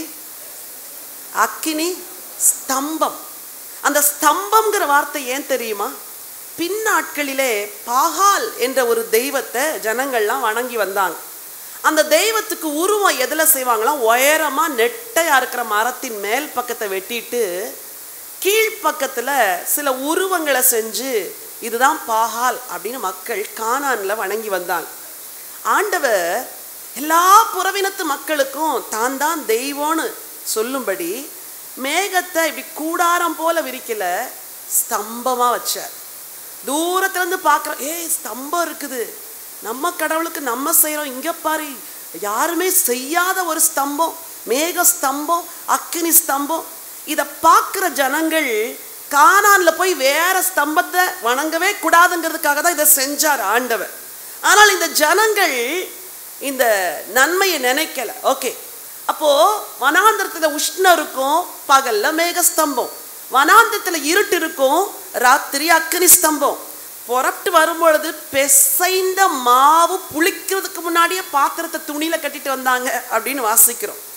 சில வேளைகளில் இன்னைக்கு நான் உங்களுக்கு சொல்றேன், நீங்க உங்களை சுதாரிக்கிறதுக்கு கூட நேரம் இல்லாத வழிக்கு சில அற்புதங்களை செய்ய போறார். நிச்சயமா செய்வார். எத்தனையோ பேருக்கு அப்படி செஞ்சார். ஒரு பொண்ணு யூஎஸ்ல நல்ல ஆண்டவரை நேசிக்கிற பொண்ணு சொல்லிட்டு வந்தா, இத்தனை வருஷம் காத்திருந்துட்டேன், இனிமே நீங்க எனக்கு மாப்பிள்ளை தரலன்னா நான் கல்யாணமே பண்ண போறதில்ல, 2 வாரம் லீவ் எடுத்து ஊருக்கு போறேன் ஆண்டவரே, எனக்கு அற்புதம் செய்யுங்கன்ட்டு வந்தா. முதல் வாரம் வந்து பொண்ணு பார்த்தாங்க, 2வது வாரம் கல்யாணம் பண்ணியாச்சு, 2வது வாரம் முடிஞ்ச உடனே ஊருக்கு போயாச்சு. இப்படி கூட தேவன் அற்புதம் செய்தார். கரங்களை தட்டி தேவனை மகிமைப்படு. ஜஸ்ட் 2 weeks சீயோனின் சிறையிருப்பை கர்த்தர் திருப்பும் போது எப்படி இருக்கும்? இதெல்லாம் பிலீவ் பண்றீங்களா? ஐயோ நான் விசுவாசிக்கிறேன் ஆண்டவர், ஐயோ நமக்கா இப்படி செஞ்சாரு, கிள்ளி கிள்ளி பார்க்குற மாதிரி தேவன் அற்புதங்களை செய்கிற காலத்தில் தான் நீங்களும் நானும் இருக்கிறோம். ஹல்லேலூயா. ஆண்டவர் ஆச்சரியமா அவங்களை நடத்தினார். பிசைந்த மா புளிக்கும் முன் கொஞ்சம் இவ்வளத்தை தான் எடுத்து உள்ள போட்டு பாத்திரத்தில் கட்டிட்டு வந்திருப்பாங்க, ஏதோ கொஞ்சம் கோதுமையெல்லாம் கொண்டிருப்பாங்க. அது தீருகிற போது தேவன் போஷிக்க ஆரம்பித்தார். என்ன மன்னாவை கொடுத்தாராம்? வானத்திலிருந்து மன்னா. சில வசனங்களை வாசிக்கலாமா? யாத்திராகமத்தின் புத்தகம் 40ஆம் அதிகாரம் 38 வாசிங்க. இஸ்ரவேல் வம்சத்தார் பண்ணும் எல்லா பிரயாணங்களிலும் அவர்கள் எல்லாருடைய கண்களுக்கும் பிரத்யட்சமாக பகலில் கர்த்தருடைய மேகமும் இரவில் அக்கினியும் வாசஸ்தலத்தின் மேல் தங்கி இருந்தது. நம்பர் 1, எல்லா தேவையும் சொன்னேன். பகல்ல மேகம், இரவில அக்கினி ஸ்தம்பம். யாத்திராகமம் 17:2 வாசிங்க. அப்பொழுது ஜனங்கள் மோசேயோட வாதாடி, நாங்கள் குடிக்கிறதற்கு எங்களுக்கு தண்ணீர் தர வேண்டும் என்றார்கள். சரி கேட்டார்கள், அங்க தண்ணிய கொடுத்தாரு. யாத்திராகமம் 16:4-8. அப்பொழுது கர்த்தர் மோசேயை நோக்கி, நான் உங்களுக்கு வானத்திலிருந்து அப்பம் வர்ஷிக்க பண்ணுவேன். சோ கிட்டத்தட்ட 30 லட்சம் பேருன்னு சொல்றாங்க. 30 லட்சம் பேருக்கும் 40 வருஷமும் 3 வேளையும் ஆகாரம் கொடுத்த ஒரு அற்புதங்களின் தேவனை தான் நம்ம சேவிக்கிறோம். ஹல்லேலூயா. He is an almighty God. அவர் ஒரு சர்வ வல்லமை உள்ள தேவன். நான் ஆகாரம் கொடுக்கிறேன். எத்தனை வருஷம்? 40 வருஷம். அங்க போய் கானான்ல அந்த பயிரை சாப்பிடுற வரைக்கும் குறைவில்லாமல் ஒரு தேவன் போஷித்தார். அது மட்டும் கிடையாது, காடையும் தரேன்னாரு, இறைச்சி ஒரு தடவை கொடுத்தாரு. ஆனா ஆண்டவர் மன்னாவை கொடுத்தார், இறைச்சியை கொடுத்தார். யாத்திராகமம் 15:26 வாசிங்க. நீ உன் தேவனாகிய கர்த்தரின் சத்தத்தை கவனமாய் கேட்டு அவர் பார்வைக்கு செம்மையானவைகளை செய்து அவர் கட்டளைகளுக்கு செவி கொடுத்து அவருடைய நியமங்கள் யாவையும் கை கொண்டால் நான் எகிப்தியருக்கு வர பண்ணின வியாதிகளில் ஒன்றையும் உனக்கு வர பண்ணேன். அவங்க 40 வருஷமும் சிக்னஸே இல்லாம தேவன் நடத்தினாராம். இப்படி பாருங்களேன், இன்னைக்கு நம்மெல்லாம் இதை கிளைம் பண்ணணும். 40 வருஷமா போட்ட ட்ரெஸ் கொஞ்சம் கூட என்ன செய்யல, கிழியவே இல்லை. இங்க ஒரே செருப்பு 40 வருஷம் பழசே ஆகல. தேவன் போஷித்தா, தேவன் நடத்தினா ஒரு குறை இருக்காதம்மா. வசனங்களை வாசிக்கும் பொழுது என் ஃபெய்த் கூடுச்சு. எவ்வளோ ஒரு அன்புள்ள ஆண்டவர். He is our provider. வானத்திலிருந்து மன்னா கொடுக்குறாரு, கண்மலையிலேருந்து தண்ணி கொடுக்குறாரு, சாப்பிட்றதுக்கு அப்பம் கொடுக்குறாரு, அப்புறம் இறைச்சிக்கு காடையை கொடுக்குறாரு, எல்லாம் தராரு. எகிப்திலிருந்து விடுதலை செய்தார், எதிரிகளை அழிச்சார், எல்லா தேவையும் சந்திச்சார். இது சூப்பர் நேச்சுரல் ப்ரொவிஷனா இல்லையா? கொஞ்சம் சொல்லுங்க. இது அற்புதமா இல்லையா சொல்லுங்க. நேற்று வரைக்கும் 50 ரூபா தான் கையில் இருந்துச்சு, நாளைக்கு சமையலுக்கு காசு இல்லை அப்படின்னு உங்களில் அநேகர் யோசிச்சிருக்கலாம். காலையில் உங்கள் கையில் ஒரு 500 ரூபாய் வந்தோடனே என்ன ஒரு சந்தோஷம். பல வேளைகளில் இதெல்லாம் நினைக்கவே மாட்டோம். இந்த சின்ன விஷயங்கள்லாம் அப்படி அற்பமாக நினச்சிடுறோம். ஆனால் ஆண்டவர் சொல்கிறாரு, அந்த சின்ன சின்னதை நீ யோசிச்சுப்பார். வீட்டுக்கு தேவையான ஒரு பொருள் வேணும்னு நினச்சிருப்பீங்க, எல்லா தேவையும் இயேசு சந்திக்கிறாரே. ஒரு அன்புள்ள தகப்பன் நம்மோடு கூட இருக்கிறார். நான் உன்னோடு கூட இருந்து செய்யும் காரியம் பயங்கரமாக இருக்கும். 5 கோடிக்கு செக்கு வந்தால் தான் பெரிய அற்புதம்னு நினைக்காதீங்க. அடுத்த நேர தேவைக்கு 500 ரூபாய் வந்தா அது கூட பெரிய அற்புதம். ஹல்லேலூயா. எண்ணிப்பார் அவர் செய்த நன்மைகளைன்னு பாடுறோம். கொஞ்சம் எண்ணி பார்க்கணும். திருமணம் ஆன நாள்ல இருந்து இது வரைக்கும் எவ்வளோ நன்மை, எவ்வளோ நன்மை, எவ்வளோ கிருபை, எவ்வளோ நன்மை, எவ்வளோ இரக்கம், எவ்வளோ கிருபை. ஒரு சின்ன சரித்திரத்தை நான் வாசித்தேன். ஒரு கணவனும் மனைவியும் ரொம்ப வாழ்க்கையில் பிரச்சனைகளை சந்திச்சாங்களாம். அப்போ ஒரு நாள் கணவன் சொன்னார், ஆண்டவரே நான் இவ்வளோ கஷ்டப்படுறேன், நீங்கள் என் தேவைகளை சந்திக்கவே இல்லையேன்னு. மனைவியும் சொன்னாங்களா, ஆண்டவரே நாங்கள் இவ்வளோ ஜெபம் பண்ணுறோம், எங்கள் தேவைகளை சந்திக்கவே இல்லை, இனிமேல் நாங்கள் இன்னையிலேருந்து ஆலயத்துக்கெலாம் போக மாட்டோம் அப்படின்னு ரொம்ப மனசில் ஒரு விரக்தியோட அந்த வாரம் சர்ச்சுக்கு போகலை. அப்புறம் சாயங்காலம் ரொம்ப மனசு உடஞ்சி போய், ஐயோ இப்படி நம்ம ஆலயத்துக்கு போகாமல் இருந்துட்டோமே, இன்னைக்கு எப்படியாவது போகணும் அப்படின்னு நினச்சிட்டு ஜெபம் பண்ணி 2 பேரும் முடிச்சு எழும்பும்போது இந்த கணவனுடைய தகப்பனார் ஊரில் இருந்து வந்தாராம். அவர் சொன்னாராம், அப்பா எனக்கு வயசாயிடுச்சு, என் சொத்தெல்லாம் நிறைய இருக்குது, உனக்கு ஏற்ற வேலையில் கொடுக்கணும்னு நினச்சேன், ஆனால் என்னவோ தெரியல, ஒருத்தர் நல்ல விலைக்கு நிலங்களெல்லாம் வாங்கணும்னு வந்தார், எல்லாத்தையும் டிஸ்போஸ் பண்ணிட்டேன், நீயும் தம்பி மட்டும்தான் இருக்கிறீங்க, அதனால் உன் பங்கை உனக்கு கொடுத்துட்டு தம்பி பங்கை தம்பிக்கு கொடுத்துட்டு ஒரு சின்ன வீட்டில் நானும் அம்மாவும் இருக்கலாம்னு நினச்சோம் அப்படின்ட்டு அன்னைக்கு கொடுத்தாராம் பல லட்சங்கள் அவர் கையில். இந்த கணவனும் மனைவியும் அழுதாங்களா ஆண்டவர்கிட்ட, நாங்கள் எவ்வளோ நன்றி கெட்டவங்க ஆண்டவரே, நீ தேவைகளை சந்திக்கல, இன்னைக்கு காலையில் தானே முறுமுறுத்தோம், ஆனால் இப்படி வேண்டிக் கொண்டதை விட நினச்சதை விட மிக அதிகமாக எங்களுக்கு செஞ்சீங்களேன்னு சொல்லி அதன் பிறகு ஆண்டவரை மனதார சேவிக்க ஆரம்பித்தாங்களாம். உங்களுக்கு சொல்கிறேன், சின்ன சின்ன தேவைகளை சந்திக்கிற ஒரு தேவன் இருக்கிறார். எகிப்திலிருந்து புறப்பட பண்ணினார், எதிரியை அழித்தார், எல்லா தேவைகளை சந்திச்சார். 4வதாக யோசுவாவின் புஸ்தகம் 3ஆம் அதிகாரம் 1 வசனத்திலிருந்து வாசிங்க. அதிகாலமே யோசுவா எழுந்திருந்து பின்பு அவனும் இஸ்ரவேல் புத்திரர் அனைவரும் சித்தீமிலிருந்து பிரயாணம் பண்ணி யோர்தான் மட்டும் வந்து அதை கடந்து போகும் முன் அங்கே தங்கினார்கள். 3 நாள் சென்ற பின்பு அதிபதிகள் பாளையம் எங்கும் போய் ஜனங்களை நோக்கி, நீங்கள் உங்கள் தேவனாகிய கர்த்தருடைய உடன்படிக்கை பெட்டியையும் அதை சுமக்கிற லேவியராகிய ஆசாரியர்களையும் கண்டவுடனே நீங்களும் உங்கள் இடத்தை விட்டு பிரயாணப்பட்டு அதற்கு பின் செல்லுங்கள். உங்களுக்கும் அதற்கும் இடையே 2000 முழ தூரமான இடம் இருக்க வேண்டும். நீங்கள் நடக்க வேண்டிய வழியை அறியும்படிக்கு அதற்கு சமீபமாய் வராதிருப்பீர்களாக. இதற்கு முன்னே நீங்கள் ஒருபோதும் இந்த வழியாய் நடந்து போகவில்லை என்று சொல்லி கட்டளையிட்டார்கள். 4வது மகா பெரிய ஒரு அற்புதம். இஸ்ரவேலர்கள் வனாந்தரத்தை கடந்து வந்து விட்டார்கள். இப்பொழுது யோசுவா தலைமைத்துவத்தை எடுத்திருக்கிறார். யோர்தானை கடக்க வேண்டும். யோர்தான் அறுப்பு காலத்திலே புரண்டு வரும் என்று வேதம் சொல்லுகிறது. வெள்ளம் புரண்டு வருகிற ஒரு காலகட்டம். அப்பொழுது இவர்கள் எப்படி இதை கடப்பது என்று திகைத்து நின்ற பொழுது ஆண்டவர் சொல்லுகிறார், உங்களை நீங்கள் பரிசுத்தம் பண்ணிக்கொள்ளுங்கள், நாளைக்கு நான் என்ன செய்ய போகிறேன், அற்புதம் செய்ய போகிறேன். அங்கே அழகான ஒரு வார்த்தை சொல்லப்பட்டிருக்கிறது. 4வது வசனத்தின் பின்பகுதி, இதற்கு முன்னே நீங்கள் ஒருபோதும் இந்த வழியாய் நடந்து போகவில்லை என்று சொல்லி கட்டளையிட்டார்கள். யோர்தானுக்கு முன்னாடி நிக்கிறாங்க, எப்படி போறதுன்னு தெரியல. பழைய சந்ததியெல்லாம் ரொம்ப அங்க மடிஞ்சு போயிடுச்சு. இப்ப நியூ ஜெனரேஷன் ஜாஷுவாவுடைய லீடர்ஷிப்ல புது தலைமுறை தான் இப்ப போகுது. இவர்களில் ஒரு சிலர் அந்த அற்புதங்களை கண்டிருப்பார்கள், ஒரு சிலர் செங்கடலை பிளந்த அற்புதத்தை பார்த்திருக்க மாட்டாங்க. ஆனா ஆண்டவர் டைரக்டா சொல்றாரு, நான் உன் கூட இருந்து செய்யும் காரியம் பயங்கரமா இருக்குன்னு மோசேக்கு சொன்னனே, அதே வசனத்தின்படி இந்த யோர்தான் உங்களுக்கு முன்னதாக வழி திறக்கும். இதற்கு முன்னே இதன் வழியாய் நீங்கள் ஒருபோதும் கடந்து போனது இல்லை. ஆசாரியர்களுடைய கால் படுது, யோர்தான் 2ஆ பிரியுது. ஹல்லேலூயா. நான் உங்களுக்கு சொல்லித்தரேன், நீங்க தேவனை துதிச்சு மனமாற மனரம்யமா அவருக்குள்ள இருக்கும் பொழுது உங்களுக்கு ஒரு யோர்தான் பிரிக்கப்படும். இதுக்கு முன்னாடி ஒருபோதும் கண்டிராத ஒரு வழி உங்களுக்கு ஆண்டவர் திறப்பார். இதுவரைக்கும் உங்களுக்கு இந்த இடத்துல ஃபேவர் வந்திருக்காது. அந்த இடத்துல இருந்து தேவன் உங்களுக்கு ஒரு தயவை கட்டளையிடுவார். Do you believe God's words? Hallelujah.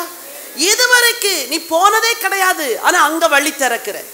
நீங்க திகைச்சு நிக்கிறீங்க, நீங்க கலங்கி நிக்கிறீங்க, எப்படி வழி கிடைக்கும் நிக்கிறீங்க. ஆண்டவர் சொல்றார், நான் திறக்கிற வழி. யோர்தான் புரண்டு ஓடுகிற ஒரு காலம், ஆண்டவர் வழி திறந்தார். அழகாய் உள்ளே பிரவேசித்தார்கள். வசனம் சொல்லுது, 15-16 வாசிங்க. யோர்தான் அறுப்பு காலம் முழுவதும் கரை புரண்டு போம். பெட்டியை சுமக்கிற ஆசாரிகளின் கால்கள் தண்ணீரின் ஓரத்திலே பட்ட உடனே மேலே இருந்து ஓடி வருகிற தண்ணீர் நின்று சார்தானுக்கு அடுத்த ஆதாம் ஊர் வரைக்கும் ஒரு குவியலாக குவிந்தது. உப்பு கடல் என்னும் சமனான வெளியின் கடலுக்கு ஓடி வருகிற தண்ணீர் பிரிந்து ஓடிற்று. அப்பொழுது ஜனங்கள் எரிகோவுக்கு எதிரே கடந்து போனார்கள். எரிகோவுக்கு எதிரே கடந்து போனார்கள், கரை ஏறினார்கள். தண்ணீருக்குள்ளாய் போய் கரை ஏறின பொழுது அடுத்த அற்புதம் காத்திருந்தது. ஹalleluya. அங்கே முன்னே நிற்பது என்ன? எரிகோ. எரிகோவின் வாசல்கள் அடைக்கப்பட்டிருக்கிறது, மதில்கள் மூடப்பட்டிருக்கிறது, உள்ள போக வழியே கிடையாது. ஆசாரிகள் நிற்கும் பொழுது ஜனங்கள் யோர்தான் வழி கடந்து யோர்தானுக்கு ஏறி வரும்போது முதல்ல பார்க்கறது எது? எரிகோ. என்ன யோசிச்சிருப்பாங்க? என்னப்பா இப்பதான் நான் யோர்தானை கடந்து வந்தேன், அதுக்கு முன்னாடி இங்க என்ன இருக்குது? இவ்வளோ பெரிய எரிகோ இருக்குதே. உங்களுக்கு சொல்லித்தரேன், பிரச்சனைகளுக்கு அடுத்து பிரச்சனை வரும்போது பின்னாடி செஞ்ச அற்புதத்தை கொஞ்சம் திரும்பி பார்த்து இதுல உதவி செஞ்ச ஆண்டவர் தான் இன்னும் உதவி செய்வார் என்று நீங்கள் விசுவாசிக்க வேண்டும். ஹalleluya. வேதம் சொல்லுது, ஒரு வசனத்தை வாசிச்சேன். ஆண்டவர் இயேசு கிறிஸ்து ஞானஸ்தானம் பெற்று கரை ஏறின உடனே வானம் அவருக்கு என்ன செஞ்சதா? திறக்கப்பட்டது. இவங்க யோர்தான் வழி வந்து கரை ஏறும் பொழுதே அங்க எரிகோவை திறக்க காட் பிளான் வச்சுட்டாரு. உங்க வாழ்க்கையில ஒரு பிரச்சனையை முடிச்சு கீழ்ப்படிதலோடு கரை ஏறும் போதே உங்களுக்கு வானம் திறக்கப்பட்டுருச்சு. உங்க ஜெபங்களுக்கு பதில் வந்துருச்சு. Don't doubt God. கர்த்தரை சந்தேகப்படாதீங்க. ஒரு யோர்தான்ல வழி திறந்த தேவன் தான் கரை ஏறும் போது இருக்கிற எரிகோவிலும் வழி திறப்பார். ஹalleluya. 5வது அற்புதம் யோசுவாவின் புத்தகம் 6ஆம் அதிகாரம் 1 வசனத்தை வாசிங்க. எரிகோ இஸ்ரவேல் புத்திரருக்கு முன்பாக அடைக்கப்பட்டிருந்தது. ஒருவரும் வெளியே போகவும் இல்லை, ஒருவரும் உள்ளே வரவும் இல்லை. எரிகோ என்ன செஞ்சது? உங்களுக்கு கூட இப்ப வாசல் அடைக்கப்பட்டு தான் இருக்குது. ஒருத்தரும் உள்ள போகவும் முடியல, வெளியே வர முடியும். எத்தனையோ ரெக்கமெண்டேஷன் லெட்டர், எத்தனையோ ஃபோன் கால், என்னெல்லாமோ செஞ்சுட்டு பார்த்துட்டீங்க, கதையே நடக்கல. வாசல் அடைக்கப்பட்டிருந்தது. ஆண்டவர் ஒரு யுக்தியை சொன்னார். ஒவ்வொரு மிராக்கிளுக்கு முன்னாடியும் கடவுள் ஒரு ஆலோசனை கொடுப்பார். யோர்தான் திறக்கிறதுக்கு முன்னாடி ஆசாரியர்களை போக சொன்னார். செங்கடலுக்கு திறக்கிறதுக்கு மோசையை கோலை நீட்ட சொன்னார். ஒவ்வொன்றுத்துக்கும் ஒரு ஆலோசனை கொடுப்பார். உங்களுக்கு அற்புதம் நடக்கிறதுக்கு முன்னாடி தேவ சமூகத்துல காத்திருந்து ஆலோசனை கேட்கணும். என்ன சொல்றீங்கப்பா? நான் என்ன செய்யணும்? இந்த சூழ்நிலைக்கு நான் என்ன செய்யக்கூடாது? எல்லா சூழ்நிலையிலும் மனுஷனை நம்பக்கூடாது. ஹalleluya. அற்புதம் நடக்கணும்னா ஆண்டவரை மட்டும்தான் நம்பணும். கர்த்தர் என்ன சொல்றாரு? கர்த்தர் என்ன சொல்றாரு? ஆபகுக்கு அழகாய் ஒரு வசனத்தை எழுதுவார். 2ஆம் அதிகாரம் 1 வசனமும் 2வது வசனமும் வாசிங்க. நான் என் காவலிலே தரித்து அரணிலே நிலை கொண்டிருந்து அவர் எனக்கு என்ன சொல்லுவார் என்றும் அவர் என்னை கண்டிருக்கும் போது நான் என்ன உத்தரவு சொல்லுவேன் என்றும் கவனித்து பார்ப்பேன் என்றேன். ஆபகுக் ஒரு ஜெபம் பண்ணிட்டு இப்ப வெயிட் பண்றாராம். அவர் எனக்கு என்ன உத்தரவு சொல்லுவார்? அவர் என்னை கண்டிக்கும் போது நான் என்ன உத்தரவு சொல்றேன்? பெண்களே, நீங்கள்லாம் நல்லா ஜெபிக்கிற சகோதரிகள், சூப்பரா ஜெபம் பண்ணுவீங்க. ஜெபிக்கிற பெண்களாகிய நீங்க ஜெபம் பண்ணி முடிச்சுட்டு கர்த்தர் எனக்கு என்ன சொல்றாருன்னு காதை திறந்து ஆலோசனை கேட்கணும். ஆபகுக் ஒரு ப்ராஃபட். அவன் தேவனை ரொம்ப நேசிக்கிற ஒரு தீர்க்கதரிசி. அவன் சொல்றாரு, நான் ஜெபம் பண்ணிட்டு அவர் எனக்கு என்ன சொல்லுவார் என்றும் அவர் என்னை கண்டிக்கும் போது நான் என்ன சொல்லுவேனோ காத்திருந்தேன். அப்பத்தான் வசனம் வருது. என்ன வசனம்? அப்பொழுது கர்த்தர் எனக்கு பிரதியுத்தரமாக. எப்படியா? அப்பொழுது சொல்லுங்க. கர்த்தர் எனக்கு பிரதியுத்தரமாக. யாருக்கு கொடுத்த ஆன்சர்? ஆபகுக்கு. நீங்க ஜெபம் பண்ணா உங்களுக்கு ஆன்சர் தருவாரா? தருவார். பேசுவாரா? பேசுவார்.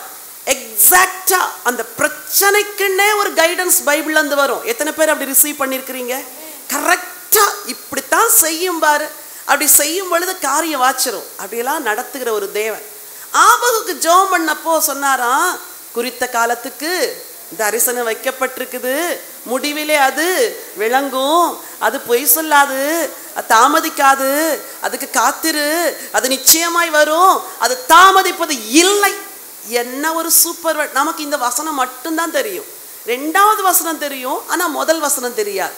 குறித்த காலத்துக்கு தரிசனம் வைக்கப்பட்டிருக்குன்னு தெரியும். அந்த வேர்டு எப்போ வந்துச்சு? கர்த்தருக்கு காத்திருக்கும் பொழுது.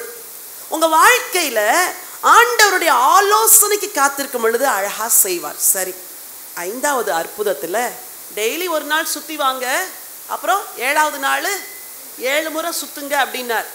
உங்களுக்கு எப்படி ஜெபிக்கணும்னு சொல்லுவார். காலையில் 4 மணிக்கு எழும்பு, 1.5 மணி நேரம் ஜெபம் பண்ணு, அப்புறம் இதெல்லாம் செய்யி. நீ இந்த முறை 21 நாள் ஃபாஸ்ட் பண்ணணும். 1 டைம் மட்டும் ஃபுட்டு கட் பண்ணு, 2 டைம் கட் பண்ணாத. இதெல்லாம் சொல்கிற ஒரு தேவன் நமக்கு இருக்கிறார். 2 டைம்ஸ் வேண்டாம், 3 டைம்ஸ் வேண்டாம், நீ வீக் ஆயிடுவ.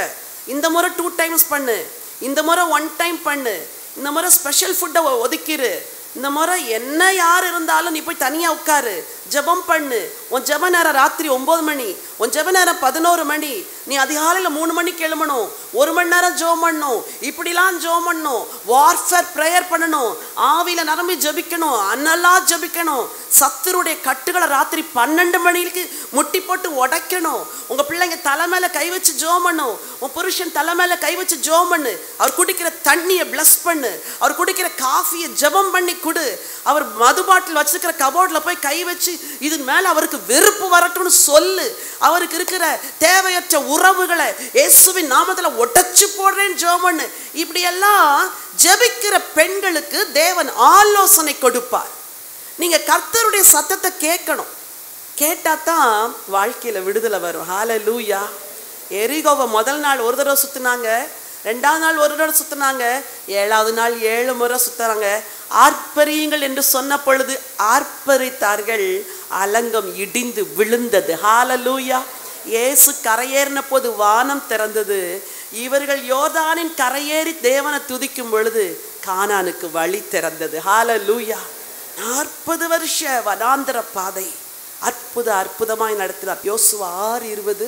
எக்காலங்களை ஊதுகையில் ஜனங்கள் ஆர்ப்பரித்தார்கள். எக்கால சத்தத்தை ஜனங்கள் கேட்டு மகா ஆரவாரத்தோட முழங்குகையில் அலங்கம் இடிந்து விழுந்தது. இது தனி மனுஷனுடைய வேலையா, கார்ப்பரேட் வர்ஷிப்பா?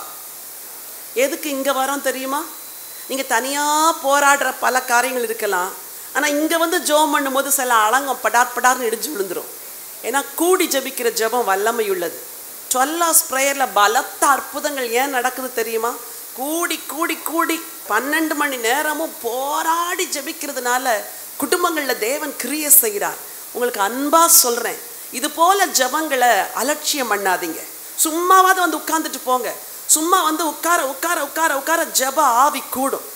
ஓசூர் சபைக்கு போயிருந்தோம். அந்த சாட்டர்டே பாஸ்டர் ஃபாஸ்டிங் ப்ரேயர் நடத்தினார். ஒரு 1 hour தான் ஜெபம் நடத்தினாங்க. ஐயோ, எனக்கு அந்த இடத்த விட்டு எழும்பவே மனசு இல்லை. ஐயோ தேவனே, இவ்வளோ ஒரு மகிமையாக இருக்குது. ஜெபிக்கிறவங்களுக்கு தான் ஜெபத்தின் ருசி தெரியும், ஜெபத்தின் அருமை தெரியும், ஜெபத்தின் மேன்மை தெரியும். நீங்கள் ஜெபிக்காத வரைக்கும் ஜெபத்தின் மேலே வாஞ்ச வராது. வாஞ்ச இல்லைன்னா அட்லீஸ்ட் ஜெபிக்கிற இடத்துல ஒரு 4 முறை வந்து சும்மா உட்காருங்க. 5வது முறை உங்களுக்குள்ள ஒரு அனல் பற்றி எரியும். ஹல்லேலூயா. என் அன்பு சகோதரிகளே, வருங்காலம் கொடிய காலமாக இருக்க போகுது. கர்த்தர் மிக திட்டமும் தெளிவுமா இந்த நாட்களில் பேசிக்கொண்டிருக்கிறார். பயங்கரமான ஒரு காலத்துக்குள் முழு உலகமும் கடந்து செல்லுது. பல ராத்திரி தரிசனங்கள் சொப்பனங்கள்ல ஆண்டவர் சொல்றது இதுதான், கொடிய காலம் வரப்போகுது, என் ஜனத்துக்கு எச்சரிப்பு கொடு, நீங்க திறப்புல நிற்கணும் அப்படின்னு சொல்லும்படி தேவன் என்னை அனுப்பி இருக்கிறார். நிர்விசாரமாய் வாழ இது காலம் அல்ல. உங்க குடும்பத்துக்காக முதல்ல திறப்புல நிற்கணும். இந்த தேசத்துக்காகவும் நிற்கிற மிகப்பெரிய பொறுப்பு நமக்கு இருக்குது. ஹல்லேலூயா. 5 விதமான பெரிய அற்புதங்களை செஞ்சு கானானுக்குள் கொண்டு வந்தார். எஸ்ரா எழுதும் பொழுது எழுதுவார், 9ஆம் அதிகாரம் 9-10 வசனங்கள் வாசிங்க. நாங்கள் அடிமைகளாய் இருந்தோம், ஆனாலும் எங்கள் அடிமைத்தனத்தினாலே எங்கள் தேவன் எங்களை கைவிடாமல் எங்களுக்கு உயிர் கொடுக்கவும், நாங்கள் எங்கள் தேவனுடைய ஆலயத்தை எடுப்பித்து பாழாய் போன அதை புதுப்பிக்கும் படிக்கும், எங்களுக்கு யூதாவிலும் எருசலேமிலும் ஒரு வேலையை கட்டளையிடும் படிக்கும் பெர்சியாவின் ராஜாக்கள் சமூகத்தில் எங்களுக்கு தயை கிடைக்க செய்தார். இப்பொழுதும் எங்கள் தேவனே, நாங்கள் இனி என்ன சொல்லுவோம்? தேவரீர் உமது ஊழியக்காரராகிய தீர்க்கதரிசிகளை கொண்டு கற்பித்த உமது கற்பனைகளை விட்டு விட்டோம். கானானுக்குள்ள கொண்டு போயிட்டாங்க. அங்க போய் வாழ்க்கை என்ன செஞ்சு போச்சு? மாறி போச்சு. நெகேமியா 9:35. அவர்கள் தங்கள் ராஜ்யத்திலும் நீர் அவர்களுக்கு கொடுத்த உம்முடைய பெரிய தயையிலும் நீர் அவர்களுக்கு முன்பாக திறந்து வைத்த விசாலமும் செழிப்புமான தேசத்திலும் உமக்கு ஊழியம் செய்யாமலும் தங்கள் துர்க்கர்மங்களை விட்டு திரும்பாமலும் போனார்கள். இவ்வளோ அற்புதம் செஞ்சு கானானுக்கு எது கொண்டு வந்தார் தெரியுமா? அவருக்கு ஊழியம் செய்யறதற்கு. ஹல்லேலூயா. எதுக்கு நம்மளை விடுதலை செய்கிறாரு? கர்த்தருக்காய் வாழ, கர்த்தருக்கு ஊழியம் செய்ய. அற்புதங்களை வாங்கிக்கிட்டு ஆண்டவருக்காக ஏதாவது செய்யலைன்னு வச்சுக்கோங்க, அடுத்த அற்புதம் நடக்காது. உண்மையுள்ளவன் பரிபூர்ண ஆசீர்வாதங்களை பெறுவான். கொஞ்சத்தில் உண்மையுள்ளவன் தான் ஆண்டவர் என்ன செய்வார்? அநேகத்தில் அதிகாரியை மாற்றுவார். ஒரு காரியத்தில் விடுதலை செஞ்சா அதில் நின்று கர்த்தரை சேவிக்கணும், அதை கர்த்தருக்கு கொடுக்கணும், கர்த்தருடைய ஊழியத்துக்காக ஜெபிக்கணும், கர்த்தருடைய ஊழியத்தில் பங்கு பெறணும். நம்ம போல சிக்குண்டு கிடக்கிற குடும்பங்களுக்கு ஜெபிக்கிறத ஊழியமா எடுத்து செய்யணும். அப்பதான் அடுத்த அற்புதம் நடக்கும். ஐயா, இவ்வளோ பெரிய கானானை கொடுத்தீங்க, ஆனா வந்து திறந்து வச்ச தேசத்துல உங்களை உண்மையா சேவிக்கல, ஊழியம் செய்யல. இவ்வளோ அற்புதங்கள் உங்களுக்கு எதுக்கு செய்யறார் தெரியுமா? நீங்க ஆண்டவருக்காய் வாழுவதற்காய். ஹல்லேலூயா. எழும்பி நின்று தேவனுக்காய் ஊழியம் செய்வதற்காய் 5 அற்புதங்களை செய்தார். சொல்லுங்க, என்னெல்லாம் செஞ்சாரு?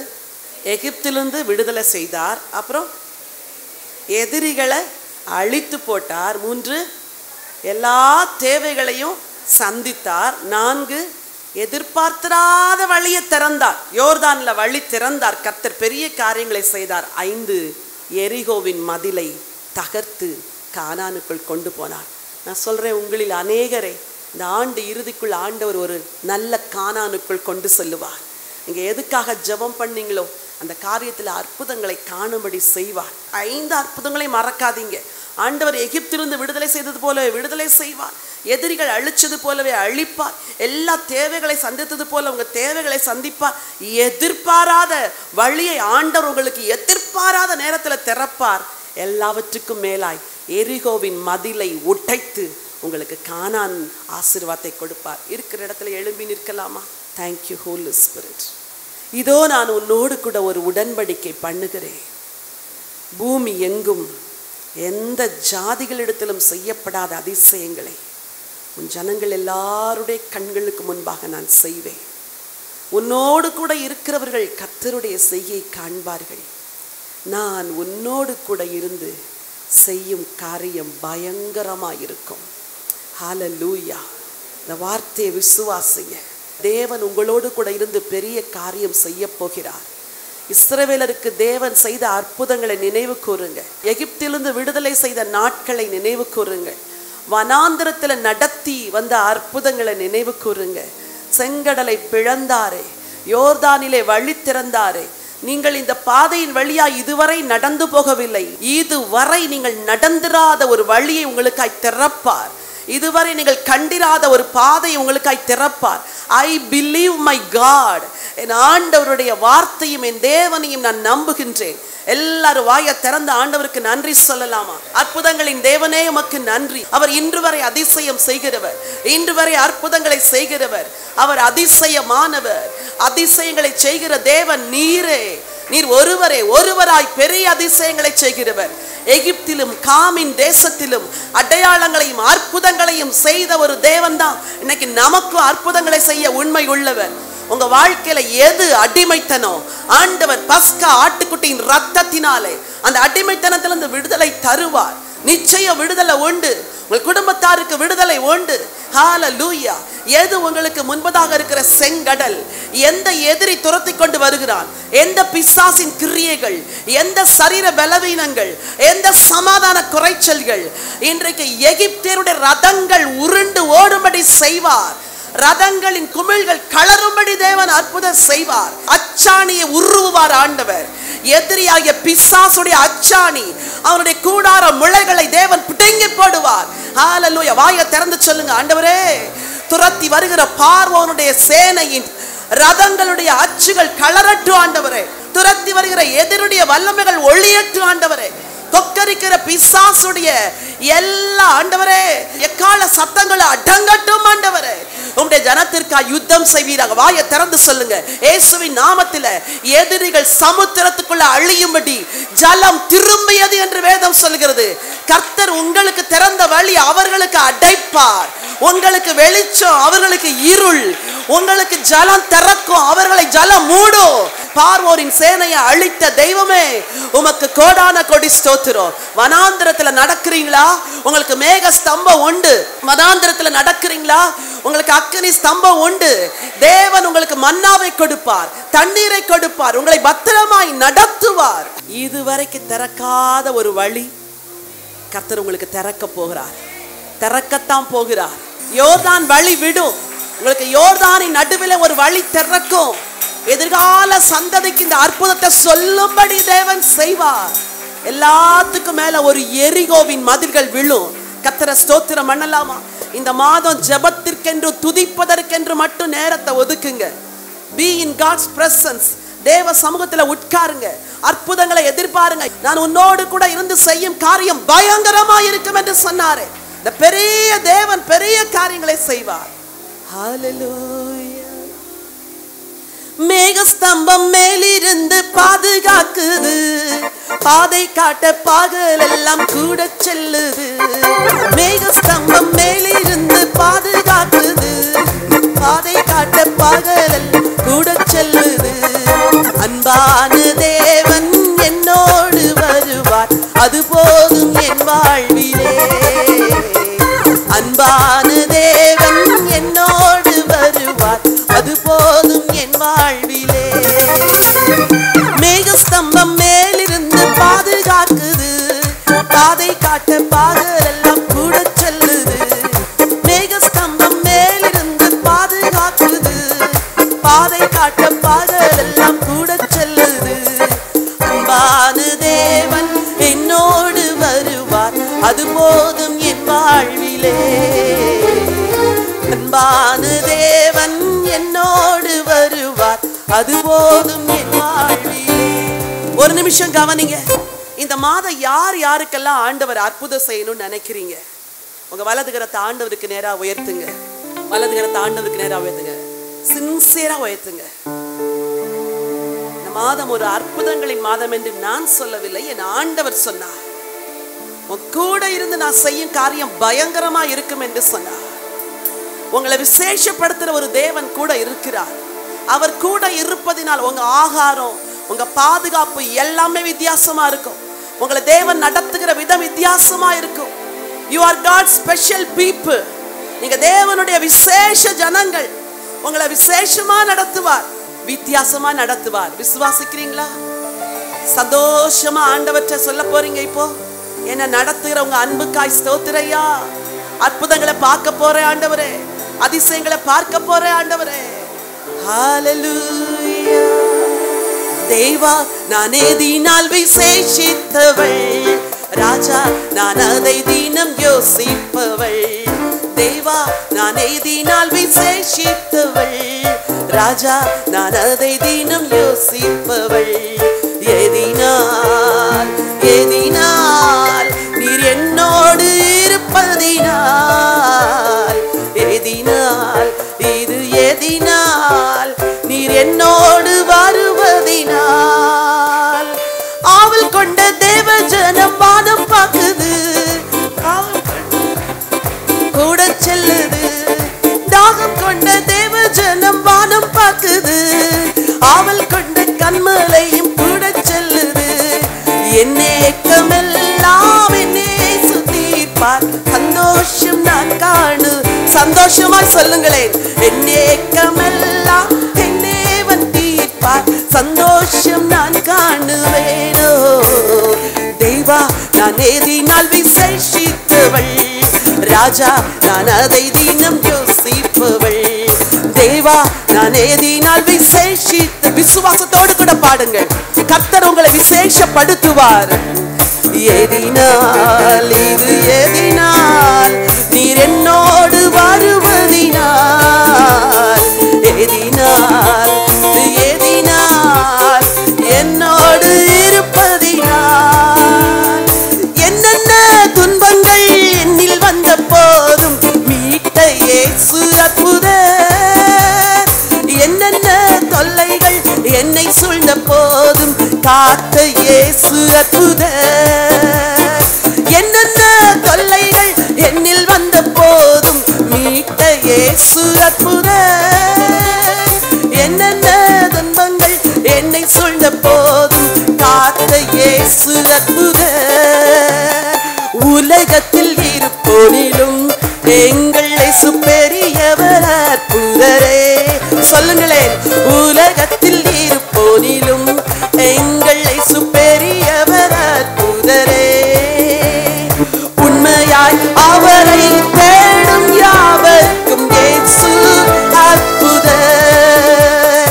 உண்மையாய் அவரை தேடும் யாவர்க்கும் இயேசு அற்புதர். அற்புதர் அற்புதர் அற்புதர். இந்த மாதம் முழுவதும் ஆண்டவர் உங்களுக்கு அற்புதராய் இருப்பார். சொல்லுங்க, அண்டினோர் வாழ்வை இன்பமாய் உங்கள் வனாந்தர வாழ்க்கையை தேவன் ஆசீர்வாதமாய் மாற்றுவார். அற்புதர் அற்புதர் இயேசு அற்புதர். சந்தோஷமாய் அண்டினோர் வாழ்வை இன்பமாய் மாற்றும் இயேசு அற்புதர். அற்புதர் அற்புதர் அற்புதர். ஷக்கரவரா, நீர் அற்புதமான தேவன் ஆண்டவர். உம்முடைய ஜனங்களுக்கு அற்புதங்களை செய்வீராக. தேங்க்யூ அப்பா. எல்லோரும் பாடுங்கள், கைத்தாளம் போடுங்கள், சந்தோஷத்துடனே சங்கீதம் பாடுங்கள். எல்லோரும் பாடுங்கள், தாளம் போடுங்கள், சந்தோஷத்துடனே சங்கீதம் பாடுங்கள். அற்புதர் அற்புதரே, நீர் அற்புதமான தேவன். அடிமைத்தனத்திலிருந்து விடுதலை செய்வீராக. செங்கடலிலே வழியை திறப்பீராக. வனாந்தர பாதையில் உம்முடைய ஜனங்களை மகிமையாய் நடத்துவீராக. யோர்தான் உம்முடைய பிள்ளைகளுக்கு வழி விடுவதாக.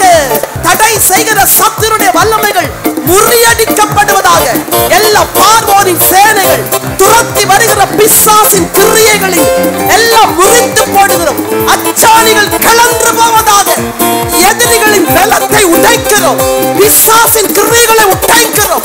செய்வினை, பில்லி சூனியம், ஏவல்கள், சண்டைகள், பிரச்சனைகளை கொண்டு வருகிற பிசாசின் கிரியைகள் எல்லாம் உரிக்கப்படுவதாக. இயேசுவின் நாமத்திலே கலன்று விழுவதாக. ரதங்கள் கலன்று விழுவதாக. இயேசுவின் நாமத்தினாலே. ஹalleluya.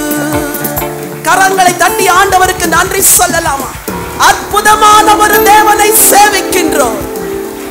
இந்த மாதம் அவர் உங்களுக்கு அற்புதங்களை செய்வார். விசுவாசத்தோடு கர்த்தருக்கு காத்திருங்க. ஜெபத்தோடும் துதியோடு காத்திருங்க. உன்னோடு கூட நான் ஒரு உடன்படிக்கை செய்றேன்னு சொன்னீங்க. பூமி எங்கு எந்த ஜாதிகளிடத்தில் செய்யப்படாத அதிசயங்களை எங்கள் முற்பிதாக்களுக்கு நீங்க செஞ்சீங்களே. எகிப்துல செஞ்சீங்க, வனாந்தரத்துல செஞ்சீங்க, ஆண்டவரே கானானுக்குள்ள செஞ்சீங்க. அத போல உங்க பிள்ளைகளுக்கு செய்யுங்க. Let this month be a month of seeing your miracles, oh God. இந்த மாதம் உங்க அற்புதங்களை பார்க்கிற மாதமா இருக்கட்டும். உடைய ஜனங்களை சந்தோஷமாய் அனுப்புங்க. திரும்பி வந்து கர்த்தர் செய்த நன்மைகளை சாட்சியாய் சொல்ல அனுக்கிரகம் செய்யும்படி ஜெபிக்கிறேன். ரட்சகரும் மீட்பெருமா இயேசு கிறிஸ்துவின் நாமத்தில் ஜெபிக்கிறோம் ஜீவனுள்ள நல்ல பிதாவே. இயேசுவின் இயக்கம் என்ற ஊழியம் இயேசுவின் அன்பையும் இயேசுவின் வார்த்தையையும் பூமியின் கடைசி மனிதனுக்கும் கொண்டு செல்ல வேண்டும் என்ற தரிசனத்தோடு ஸ்தாபிக்கப்பட்டதாகும். சகோதரர் டாக்டர் ஆண்ட்ரூ தேவ், சகோதரி டாக்டர் ஜெயராணி ஆண்ட்ரூ தேவ் குடும்பமாய் செய்து வரும் இவ்வூழியங்களின் மூலம் நற்செய்தி கூட்டங்கள், எழுப்புதல் முகாம், குடும்ப முகாம், வாலிபர் ஊழியங்கள், பெண்கள் ஊழியங்கள், சிட்டிலைட் ஜெபக்குழுக்கள், புத்தக ஊழியம், ஒளி நாடாக்கள், மருத்துவ சேவை, இவைகளோடு வேதாகம பயிற்சி கல்லூரி என 10 வகை ஊழியங்கள் இவ்வியக்கத்தின் மூலம் நடைபெற்று வருகின்றன. இந்த நிகழ்ச்சியின் மூலம் நீங்கள் பெற்ற ஆசீர்வாதங்களை எங்களுக்கு தெரியப்படுத்துங்கள். இந்த ஊழியத்தை உங்கள் ஜெபங்களாலும் காணிக்கைகளாலும் தாங்குங்கள். நீங்கள் எங்களோடு தொடர்பு கொள்ள வேண்டிய முகவரி பைபிள் கால்ஸ் 4/557 வலையாபதி சாலை, Mogappair east, Chennai 37, India. Contact number 919244448080 918939397739. Our email ID biblecalls@gmail.com. Our website www.thejesusmission.in, www.biblecalls.com. இந்த ஊழியத்தை உங்கள் பொருளாலும் காணிக்கையாலும் தாங்க அன்போடு அழைக்கிறோம். எங்கள் வங்கி விவரம் The Jesus Mission, account number 7470453996, Indian Bank, Chennai 10, IFS code IDIB 000K071, அல்லது Bible calls account number 189010001658, Axis Bank, Chennai 7, IFS code UTIB 0000189. எமது நிகழ்ச்சிகளை தொடர்ந்து பைபிள் டிவி வெப் டிவியிலும் காணத் தவறாதீர்கள். Website www.bibletv.tv. எமது அடுத்த நிகழ்ச்சியில் உங்களை சந்திக்கும் வரை இறைவன் இயேசு உங்களை ஆசீர்வதித்து காப்பாராக.